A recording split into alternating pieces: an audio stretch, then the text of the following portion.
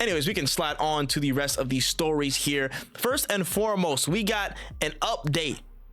Back 4 Blood has an apparent sequel on the way. Back 4 Blood 2 is in development under apparently a code name Gobi 2, and there's some reports from various sources saying that the zombie, 4-player co-op shooter, it's coming back. It's coming back, has a sequel.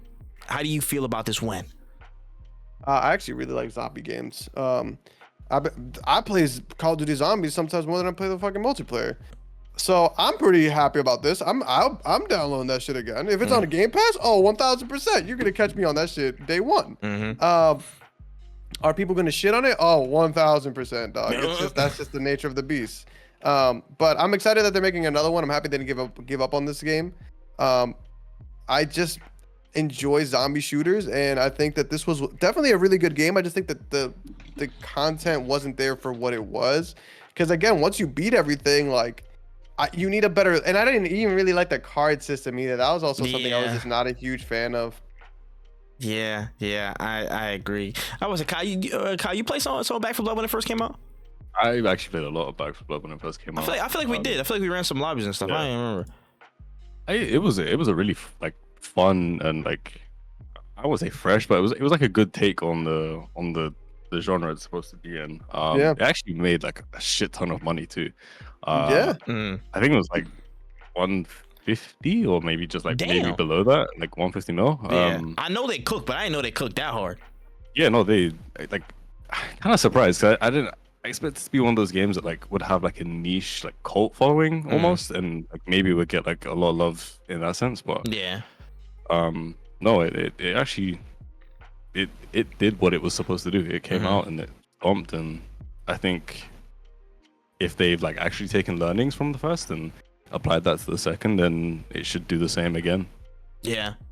I hear it. I think it's one of those I think that was one of those games that's gonna fall to the argument of well, their player base dropped off from their initial high. I think it's gonna be it's one of those case studies where people don't really understand how fucking that type of shit works. Because I don't think of that game as a failure by any means. No, I just think I just stopped playing it. I just stopped playing. I just had other games that I wanted to play at the time, and it just fell by the wayside. Because even now when I think about it did have a bunch of shit that I never finished. I don't think that the game is bad. I will say that maybe because I know they added DLC, paid DLC.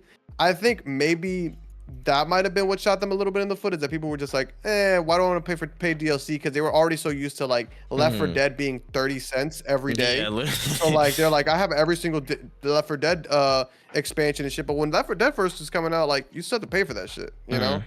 And I think that's really where it came down to, is people were expecting more. They were well, this shit's gonna be. I don't want to wait for this shit. I guess people wanted more now, and it just wasn't there.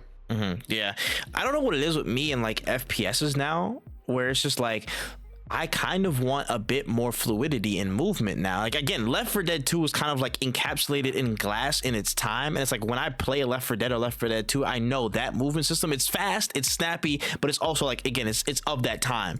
When we're here in this time, I'm I would either you get that speed up to where we can move around and feel a little bit more mobile, or have the ability to build with that through cards or whatever system you're using. But I think the movement of it and the fluidity of the feeling of moving, I think it needs to be increased in the next game. That's one of the gripes that I had looking back at it. I feel sometimes it was a little bit too stiff for me personally. You know what I'm saying? I wanted a bit more smoothness for where we're at now in games. Just that little twinge forward, and I think we'd be in a better spot. The card system definitely needs a rework, because I feel there's some again, it was manageable. Once you get to certain cards, it just overpower. You could just do that, or you just had a tough time dealing with some of them. So I think that's something that they can improve on. I love the little PvP arena though. That was dope. I want to do more PvP stuff. Switching with zombies and all that stuff like that. You get the rounds as zombies against humans and stuff. That was really cool. Keep that. Outside of that, yeah, and a more consistent content funnel. I would say that as well. A more consistent content funnel. One of the biggest things that will kill and or keep a game alive is their content funnel. How do you have it set up to where people are constantly hooked on the IV? That's really it these days. It's unfortunate that people are thinking in this way, but now you kind of have to fall to the beast basically, and like kind of give in to those demands of like, yo, we want content like every 3 weeks. Can you supply us with something every 3 weeks about, or every month, to say, hey, we're getting this new map, we're getting this one new thing. My personal opinion right now, I think Black Ops 6 actually is one of the best, if not the best right now at giving content out, at least so far in their content cycle. I have to look back and do some more research, but off the top of my head, they're doing it right now the best, because it's been 3 weeks, like 2 or 3 weeks since the game dropped. Now they have season 1, they have 2 new maps, they have a new zombie experience, they have a new gun, the battle pass, rank play. Like, they're incrementally dropping these things, and I know they're piecemealing because they could have dropped all this at launch. Some of it might not have fucking worked, but they could have. But content funnel has to be key for all these experiences that are co-op or multiplayer or whatever. You gotta have something to keep people on the IV. So if they keep those things in mind, I think they'll have a really much more a very fruitful second time out, and showing that they learn from the lessons of the first one, and bug fixes first week, please. Just keep that manageable. That's all.